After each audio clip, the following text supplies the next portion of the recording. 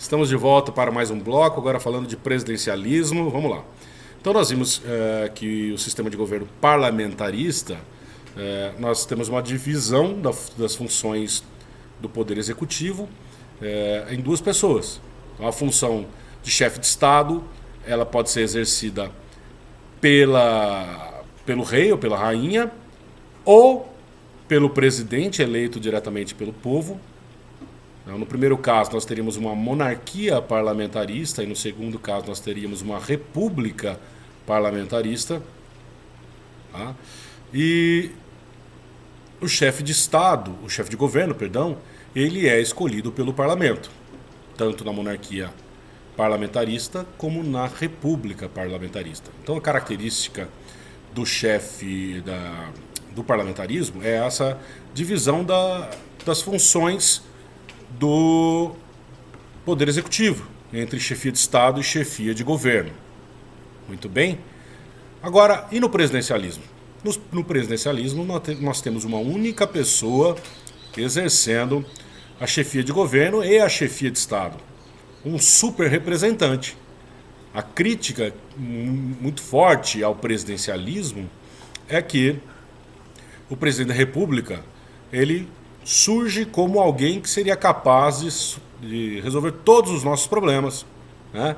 Um super político com superpoderes que poderia tirar, por exemplo, o Brasil do estado em que se encontra, né? Na verdade, nós não temos e nunca tivemos um político que tenha toda essa capacidade, até porque é humanamente impossível. Muito bem? Deixa eu virar um pouquinho a câmera aqui. Muito bem. Então, o presidente da República, ele reúne essas duas funções, de chefia de Estado e chefia de governo. Então, é ele que mantém as relações internacionais, é ele que representa a União, representa a República Federativa do Brasil, e é ele que vai tocar a máquina pública federal.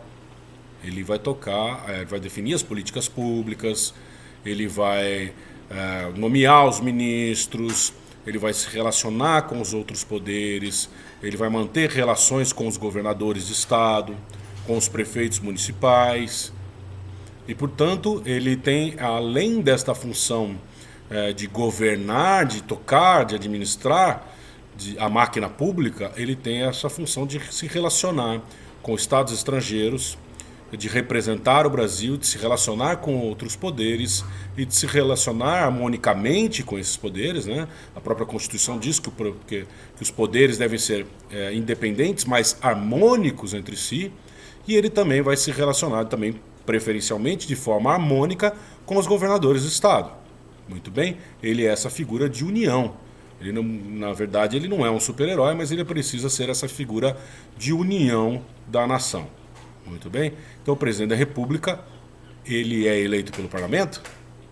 Não, ele é eleito pelo povo. Em alguns países, na maioria deles, dos países presidencialistas, o presidente é eleito pelo voto direto do povo.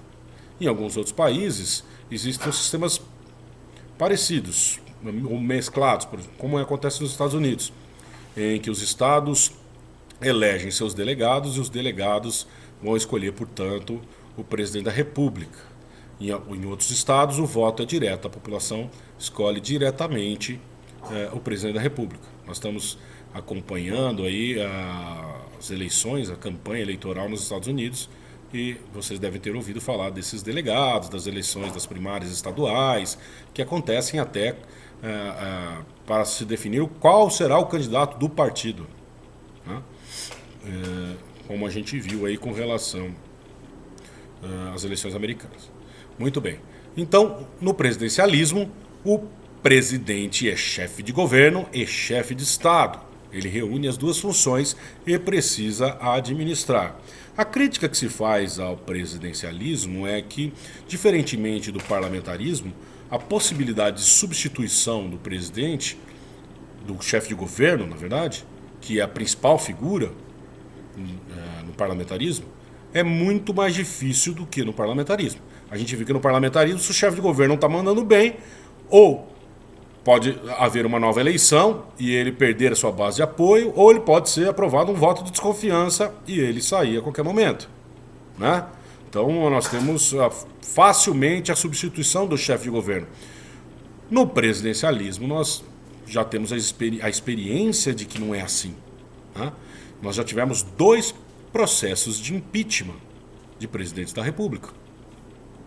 Nós tivemos o processo de impeachment do ex-presidente Fernando Collor de Mello, que acabou renunciando antes de ser impedido definitivamente, então, na tentativa de parar o seu processo. E nós tivemos o impeachment da ex-presidente Dilma Rousseff.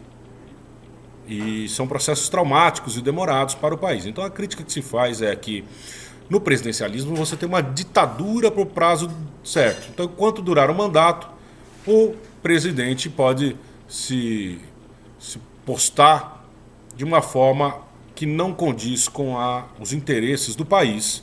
E para que ele seja destituído, ele precisa sofrer um processo de impeachment.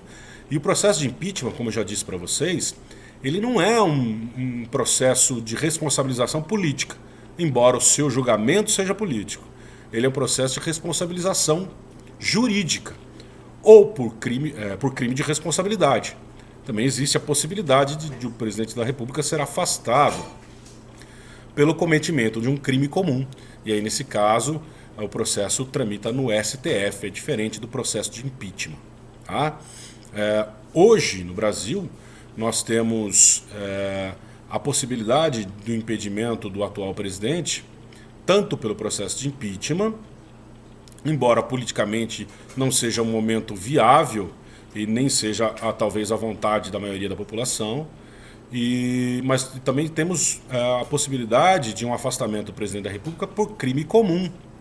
Existe já um processo protocolado perante o STF que foi remetido ao Procurador-Geral da República, Augusto Aras, que pode entrar com uma ação criminal, e se essa ação criminal for aceita pela Câmara dos Deputados, o presidente da República é afastado por 180 dias. Tá? Evidentemente que isso é difícil de acontecer nesse momento, principalmente durante essa crise que nós estamos vivendo, durante essa pandemia. Mas não é impossível que isso aconteça mais adiante, tá? Pelas disputas políticas, pela insatisfação, enfim. Né? Não estamos aqui para falar de política, mas juridicamente, dentro do presidencialismo, existe essa possibilidade. Tá ok? Muito bem? Então nós vimos que no parlamentarismo a substituição do chefe de governo é muito mais simples, muito mais rápida, muito mais célere do que a substituição do chefe de governo no presidencialismo. Muito bem? E quais são... qual é o nosso terceiro sistema de governo que nós vamos estudar hoje? Olha só, nós estudamos o parlamentarismo, estudamos o presidencialismo e vamos falar agora do semipresidencialismo. O que é o semipresidencialismo? O semipresidencialismo, ele é uma mescla do presidencialismo com o parlamentarismo. É um sistema, portanto, muito mais novo, adotado em alguns países como a França, a Rússia, Portugal, Hungria, entre outros, tá? Então, no semipresidencialismo, nós temos uma mescla. Então, nós temos também características do parlamentarismo e características do presidencialismo. Vamos ver, então, quais são essas semelhanças e quais são as diferenças. A gente viu que no parlamentarismo nós temos o chefe de Estado e o chefe de governo. O chefe de Estado é ou o rei ou rainha, né? Ou o presidente eleito diretamente pelo povo. E o chefe de governo é o primeiro-ministro escolhido pelo parlamento, que vai ser eleito pelo povo. Tá? Então a escolha do chefe de governo ela é indireta. O povo vota no parlamento, escolhe os parlamentares, e os parlamentares escolhem o primeiro-ministro. Muito bem. O chefe de Estado pode ser o rei, então, ou um presidente eleito pelo voto direto do povo. Tá? No semipresidencialismo é exatamente assim também. Só que, evidentemente, nós não temos a figura do rei. Nós temos só a figura do presidente e a figura do primeiro-ministro.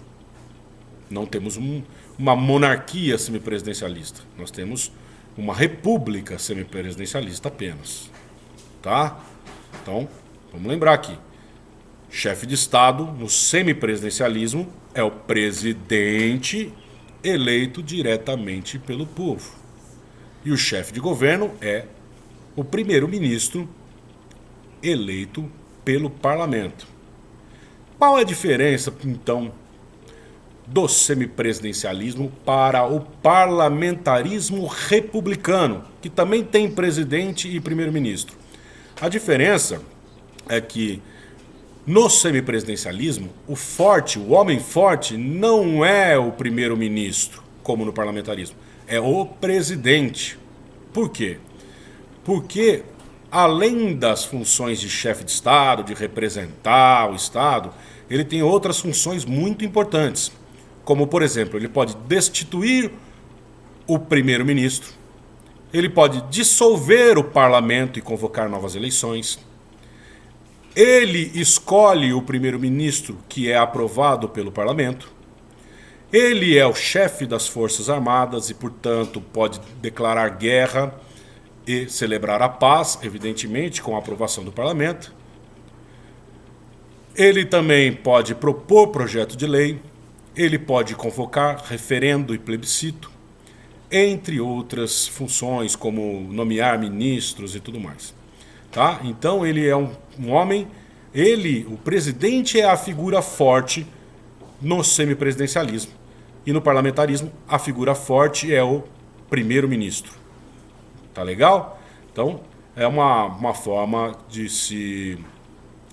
uma forma mais moderna, mais nova, de se adotar as características do parlamentarismo, mas com uma maior valorização do voto popular. Porque o primeiro-ministro ele é escolhido pelo parlamento, então o voto não é direto.